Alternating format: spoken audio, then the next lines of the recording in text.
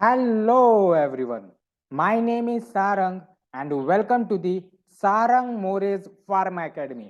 तो आज की वीडियो में हम डिस्कस करने वाले हैं फार्मास्यूटिक्स सब्जेक्ट का emulsion revision part 1 in the Josh series preparation with in for the exit exam 2022।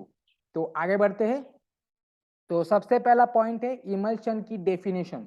तो इमल्शन एक बाइफेजिक लिक्विड डोसेज फॉर्म है जिसमें दो इनमिसिबल लिक्विड को ऐड किया जाता है या फिर मिक्स किया जाता है, और जो भी कम मात्रा में प्रेजेंट है, इमल्शन में जो लिक्विड कम मात्रा में प्रेजेंट है उसको हम डिस्पर्स्ड फेज बोलते हैं, और जो भी ज्यादा मात्रा में प्रेजेंट है, जो लिक्विड ज्यादा अमाउंट में प्रेजेंट है, उसको हम कंटिन्यूअस फेज बोलते हैं। तो an emulsion is a biphasic liquid dosage form containing two immiscible liquid, one of which is dispersed as minute globules, जिसको हम dispersed phase बोलते हैं, into other, जो कि सबसे ज्यादा मात्रा में प्रेजेंट रहता है उसको हम कंटिन्यूअस फेज बोलते हैं। तो दो इनमिसिबल लिक्विड को मिक्स किया जाता है, पर वो मिक्स होना नहीं चाहते, इसीलिए हम इमल्सिफाइंग एजेंट को ऐड करते हैं ताकि वो एक स्टेबल इमल्शन बन सके।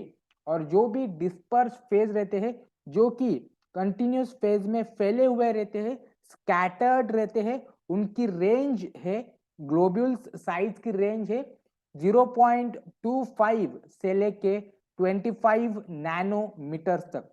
उसके बाद एडवांटेजेस ऑफ इमल्शन देखते हैं, क्या फायदा हो सकता है इमल्शन से।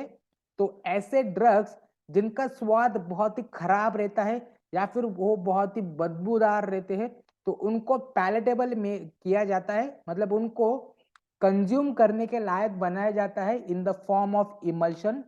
उसके बाद जो इमल्शन रहते हैं वो बहुत सारे ड्रग्स को बचाता है डिस्ट्रक्शन से। तो ऐसे ड्रग्स रहते हैं जो कि ऑक्सीडेशन से खराब हो जाते हैं, रिडक्शन या फिर हाइड्रोलाइसिस से खराब होने वाले ड्रग्स को हम इमल्शन में कन्वर्ट करके उनको कंज्यूम किया जा सकता है या फिर उनको एडमिनिस्ट्रेट किया जा सकता है, किसी पेशेंट को दे सकते हैं। उसके बाद next, emulsions improves the absorption of oils when taken internally। तो बहुत सारे ड्रग्स के एब्जॉर्प्शन का जो रेट रहता है वो इंक्रीज हो जाता है जब हम उसे इमल्शन में कन्वर्ट करते हैं या फिर उसको उस ढांचे में डालते हैं। उसके बाद टाइप्स ऑफ इमल्शन के बारे में हम पढ़ेंगे। तो मेजर या फिर ब्रॉड ब्रॉड कैरेक्टराइज देखा जाए तो इमल्शन के दो टाइप से, तो सबसे पहला है ऑयल इन वाटर इमल्शन, जिसको हम शॉर्ट फॉर्म में O/W बोलते हैं, जो कि ज्यादातर या फिर मेजरली इंटरनल यूज के लिए किया जाता है, जैसे कि ओरल यूज हो गया या फिर पैरेंटल यूज हो गया। और सेकेंड टाइप है वाटर इन ऑयल, जिसको मेजरली हम एक्सटर्नल यूज के लिए इस्तेमाल किया जाता है in the form of ointment हो गया, लोशन हो गया या फिर क्रीम हो गया। वो ज्यादातर वाटर इन ऑयल टाइप के इमल्शंस रहते हैं। तो सबसे पहला हम देखेंगे ऑयल इन वाटर टाइप का इमल्शन। तो ऑयल इन वाटर टाइप का जो इमल्शन रहता है उसमें oil as a dispersed phase रहता है, मतलब कम मात्रा में प्रेजेंट रहने वाला जो लिक्विड है वो ऑयल रहता है, और वाटर जो सबसे ज्यादा मात्रा में प्रेजेंट रहता है उसको हम कंटिन्यूअस फेज बोलते हैं। और जो भी इमल्सिफाइंग एजेंट ऐड करते हैं ऑयल इन वाटर में वो ज्यादातर मोनोवैलेंट बेसिस रहते हैं। और मोनोवैलेंट बेसिस का एग्जांपल है Na+, K+ और NH4+, जो कि है सोडियम, पोटेशियम और अमोनियम। तो ये सारे जो मोनोवैलेंट बेसिस रहते हैं इसको हम इमल्सिफाइंग एजेंट की तरह यूज करते हैं in oil in water type of emulsion. उसके बाद नेक्स्ट, जो सेकेंड टाइप का इमल्शन है वाटर इन ऑयल, जिसमें ऑयल एक कंटिन्यूअस फेज की तरह इस्तेमाल करते हैं, मतलब ऑयल ज्यादा मात्रा में प्रेजेंट रहता है और वाटर डिस्पर्स्ड फेज की तरह इस्तेमाल किया जाता है जो कि कम मात्रा में प्रेजेंट रहता है। और इन्हीं टाइप के इमल्शन में हम मेजरली डाइवैलेंट बेसिस इस्तेमाल करते हैं एज अ इमल्सिफाइंग एजेंट। तो वाटर इन ऑयल टाइप की इमल्शन में इमल्सिफाइंग एजेंट डाइवैलेंट बेसिस रहते हैं, और डाइवैलेंट बेसिस की एग्जांपल है मैग्नीशियम 2+, Mg2+, Zn2+, Ca2+। उसके बाद आइडेंटिफिकेशन टेस्ट या फिर टेस्ट फॉर आइडेंटिफिकेशन, मतलब जब कभी आपको या फिर लैब में इमल्शन का सैंपल दिया जाता है और आपसे पूछा जाता है कि ये किस टाइप का इमल्शन है, ऑयल इन वाटर टाइप का इमल्शन है या फिर वाटर इन ऑयल टाइप का इमल्शन है, तो आपको उस इमल्शन या फिर उस सैंपल के ऊपर टेस्ट परफॉर्म करने पड़ते हैं, जिसके वजह से जो रिजल्ट आता है उससे हम वो एक अज्यूम कर सकते हैं या फिर डिटेक्ट कर सकते हैं कि ये किस टाइप का इमल्शन है। तो पहला टेस्ट है डाइल्यूशन टेस्ट। तो dilution test, the emulsion is diluted with water, if it remains stable then it is oil in water emulsion, O/W। तो डाइल्यूशन टेस्ट में कैसा रहता है, जो भी इमल्शन का सैंपल रहता है उसको हम पानी के साथ घोलते हैं। अगर वो इमल्शन वैसा का वैसा ही रहा तो वो एक ऑयल इन वाटर टाइप का इमल्शन रहता है, क्योंकि वाटर जब से ज्यादा मात्रा में प्रेजेंट रहता है, जो कि कंटिन्यूस फेज रहता है, water as a continuous phase रहता है ऑयल इन वाटर में, तो उसमें और ज्यादा पानी डालने की वजह से उसके ऊपर कोई फर्क नहीं पड़ने वाला। तो ये एक डाइल्यूशन टेस्ट का उसका एक ऑब्जेक्टिव है। उसके बाद डाई टेस्ट, तो जो भी इमल्शन का सैंपल है, इमल्शन के सैंपल के साथ हम स्कारलेट रेड डाई, जो स्कारलेट रेड डाई जो कि एक इंडिकेटर है, केमिकल है, उसके साथ हम उसको मिक्स करते हैं और उसको माइक्रोस्कोप के अंदर ऑब्जर्व करते हैं। तो वो स्कारलेट रेड डाई या फिर डाई टेस्ट के बारे में पढ़ते हैं। The emulsion is treated with scarlet red dye and the drop of emulsion is observed under microscope। तो डाई टेस्ट में एक्चुअली होता क्या है, जो भी इमल्शन का सैंपल रहता है उसको हम ट्रीट करते हैं या फिर मिक्स करते हैं स्कारलेट रेड डाई के साथ, और उस इमल्शन के ड्रॉप को हम माइक्रोस्कोप के अंदर ऑब्जर्व करते हैं।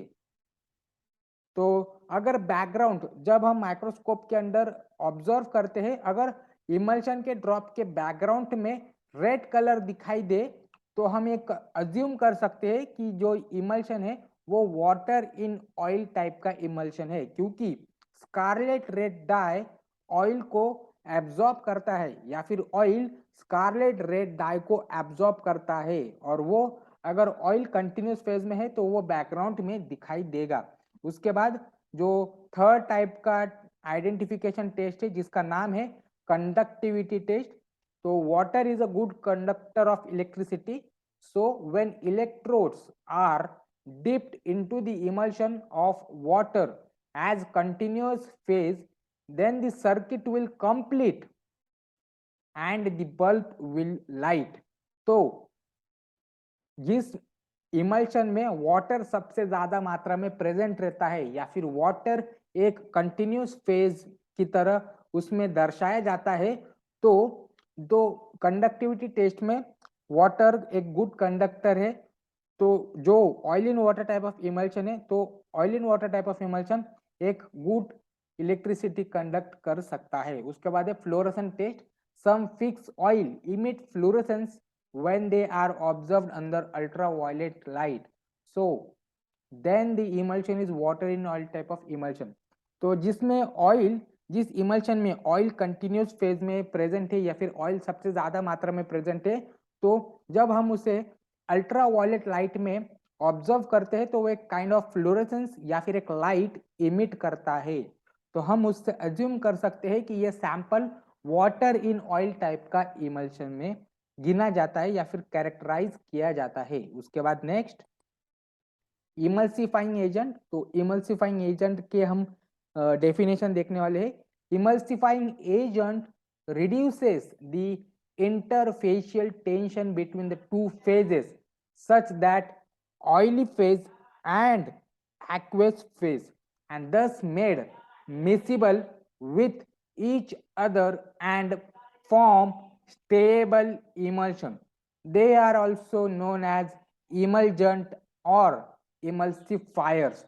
तो इमल्सिफाइंग एजेंट एक ऐसे केमिकल रहते हैं या फिर एक ऐसे एजेंट रहते हैं जो कि दो फेजेस के बीच में, या फिर जो ऑयली फेज और वाटर फेज रहता है, या फिर मोर कॉमनली कंटिन्यूस फेज और डिस्पर्स फेज रहता है, उसमें का जो टेंशन रहता है, इंटरफेशियल टेंशन, उसको रिड्यूस करता है और उनको मिक्स होने में मदद करता है। तो मैं फिर से रिपीट करना चाहूंगा कि इमल्सिफाइंग एजेंट एक ऐसे केमिकल है जो कि जो कंटिन्यूस फेज और डिस्पर्स फेज है उनके बीच में का जो टेंशन है उनको कम करता है, ताकि वो और अच्छे से एक दूसरे के साथ मिक्स हो जाए। तो इसी को हम इमल्सिफाइंग एजेंट बोलते हैं, या फिर इमल्जेंट बोलते हैं, या फिर इमल्सिफायर्स बोलते हैं।